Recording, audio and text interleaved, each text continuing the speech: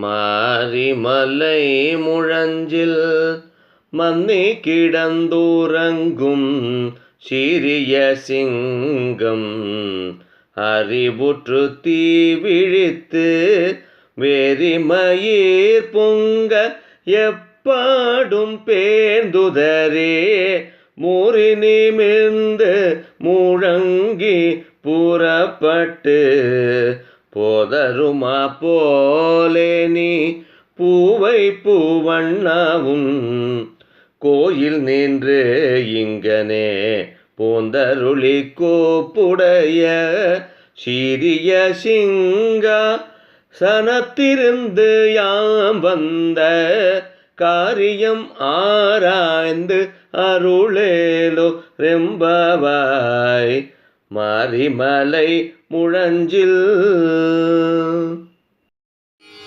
அனைவருக்கும் நமஸ்காரம். பாசுரம் 23 மாரிமலை முழஞ்சில் விளக்கம்.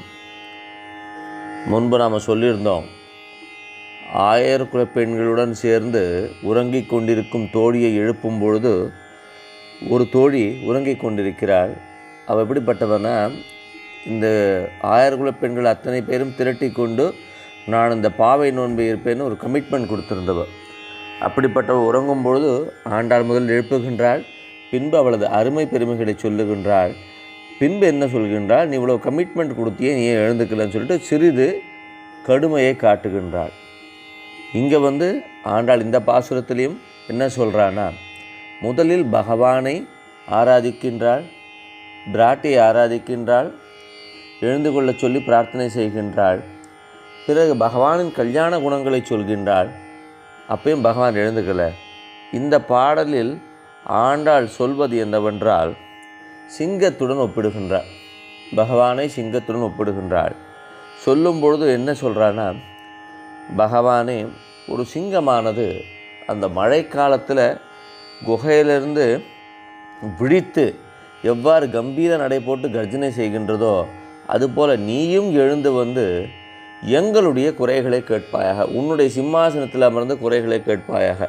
சிம்மாசனத்தில் அமர்ந்து குறைகளை கேட்பது என்பது எங்களின் பால் கவனம் செலுத்துன்றதுக்கான ஒரு சிம்பிள் வார்த்தை, அவ்வளவுதான். ஒரு ராஜாவானவர் எப்பொழுதுமே நீங்கள் ராஜாவை பார்த்து விண்ணப்பிக்க முடியாது.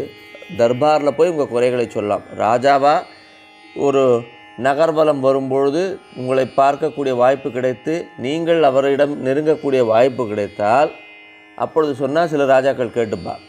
மற்றபடி ராஜாக்களை பார்த்து நீங்கள் உங்களுடைய குறைகளை சொல்ல வேண்டும் என்றால் தர்பாருக்கு செல்ல வேண்டும். ராஜா வீட்டில் இருக்கும் சமயம் அவரோட அஃபிஷியல் டயத்தில் நீங்கள் போய் பண்ணணும். ரொம்ப எமர்ஜென்சி, நாட்டுக்கு ஆபத்துன்னா எப்போ வேணால் போய் பார்க்கலாம். அதுவும் வாயிற்காப்பவர்கள் உங்களுக்கு அனுமதி கொடுக்கணும்.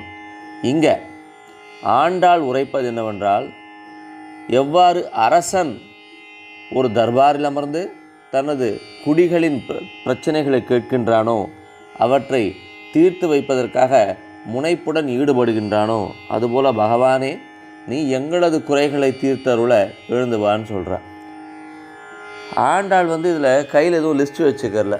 எனக்கு ஃபாரின் ட்ரிப் வேணும், நல்ல ஜாப் வேணும், நல்ல இடத்துல கல்யாணம் ஆகணும், வீடு வேணும், வாசல் வேணும், கார் வேணும் அப்படின்னு எதுவுமே ஆண்டாள் ஒரு கையில் லிஸ்ட்டு வச்சுன்னு போல, இந்த ஆயர்குல பெண்களும் லிஸ்ட்டு வச்சுன்னு போல. அந்த காலத்தில் அவர்களுக்கு மிகவும் வசதியை தரக்கூடிய பொருட்கள் வேண்டும் என்று கூட போகல.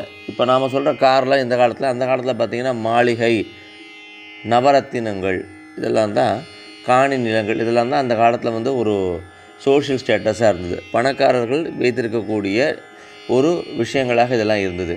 அப்படிப்பட்ட எதையும் ஆண்டாள் கேட்கவில்லை. ஆண்டாள் கேட்பது, பகவானே, உன் கடைக்கண் பார்வை, உன் திருவாயிலிருந்து ஒரு அமுத மொழி, இதைத்தான் கேட்குற ஆண்டாள்.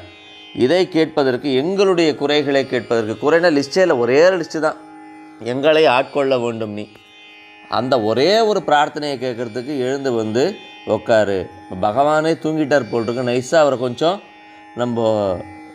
கொஞ்சம் உசுப்பேற்றி தான் அவர் வெளியில் கூட்டின்னு வரணுன்றதுக்காக என்ன சொல்கிறா இதில், ஒரு சிங்கமானது ஒரு சிங்கத்தோட கம்பீரத்தை சொல்லும்பொழுதோ அதை வர்ணிக்கும் பொழுதோ நமக்குள்ளேயே ஒரு சிலிர்ப்பு ஏற்படுகின்றது இல்லையா.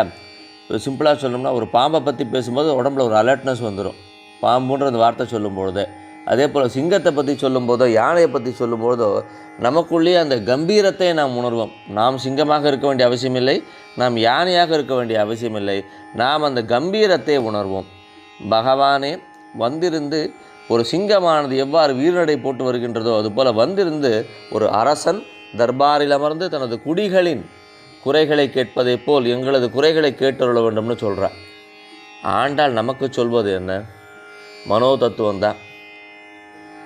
22 நாள் பாசுரங்கள் பாடியாச்சு. 23ஆம் நாள் வரைக்கும் பகவான் எழுந்துக்கல் என்னும் பொழுது ஒரு மனசுக்குள்ளே ஒரு சோர்வு ஏற்படும். என்னடா இந்த ஆண்டாளை நம்பி பின்னாடி வந்துட்டோமே, பகவான் எட்டி கூட பார்க்க மாட்டேன்றாரு, பிராட்டிக்கிட்டையும் பேசியாச்சு, இது வரைக்கும் ஒரு ரெஸ்பான்ஸுமே இல்லையே, நம்ம என்ன தான் பண்ண போகிறோம் அப்படின்னு சொல்லிட்டு அந்த கூட இருக்கக்கூடிய அந்த 1000 பெண்களுக்கானவர்களுக்கு ஒரு சிறு அலுப்பு ஏற்பட்டுடும். இந்த சீரிய சிங்கம், இந்த பதமானது, இந்த சிங்கத்தை பற்றி சொல்லும் உடம்புல சிலிர்ப்பு ஏற்படுறது பார்த்திங்களா? அப்படி பார்க்கும்பொழுது மறைமுகமாக அவர்களுக்கு நரசிம்மனின் அவதாரமானது கண்ணுக்கு வரும். ஆஹா, இந்த நரசிம்ம அவதாரத்தில் பகவான் வெயிட் பண்ணவே இல்லையே, உடனே வந்து தூண்ட பிரத்யட்சமாகி அந்த பக்தனுக்கு அருள் பாலிச்சாரே. அதுபோல் நிச்சயமாக நமக்கும் நடக்கும். நாம் இன்னும் நம்முடைய பக்தியை மேம்படுத்த வேண்டும், நம்முடைய பிரார்த்தனையை ஒருங்கிணைந்து கூப்பிட வேண்டும். பிரகல்லாதனானவன் பாவை நோன்பிருந்து பகவானை வணங்கவில்லை, ஆத்மார்த்தம் என்பது உள்ளுக்குள்ளே ஊர்ந்தது. எப்படி அந்த மூச்சுக்காட்டானது உள்ளே சென்று வெளியே வருகின்றதோ அப்பொழுதெல்லாம் அவனது நாவானது ஹரிஹரி ஹரிஹரி என்ற அந்த நாமத்தை உச்சரித்து கொண்டிருந்தது. அந்த அளவுக்கு பக்தி, அது ஒரு அசாத்திய பக்தி. அப்படிப்பட்ட பக்தியை நெருங்கி கொண்டிருந்தால் நாம் பகவானை தரிசிக்கலாம்ன்றத ஒரு மறைமுகமாக ஆண்டாள் கூறியது அந்த 1000 பெண்களுக்கு உற்சாகத்தை கொடுக்கின்றது. சீரிய சிங்கம் என்ற அந்த பதமானது, ஆஹா, பகவான் நரசிம்மனாக வந்து அனுகிரகம் பண்ணியதை நாம் அறிந்தோம் இல்லையா? அதே மாதிரி நமக்கும் செய்வான்.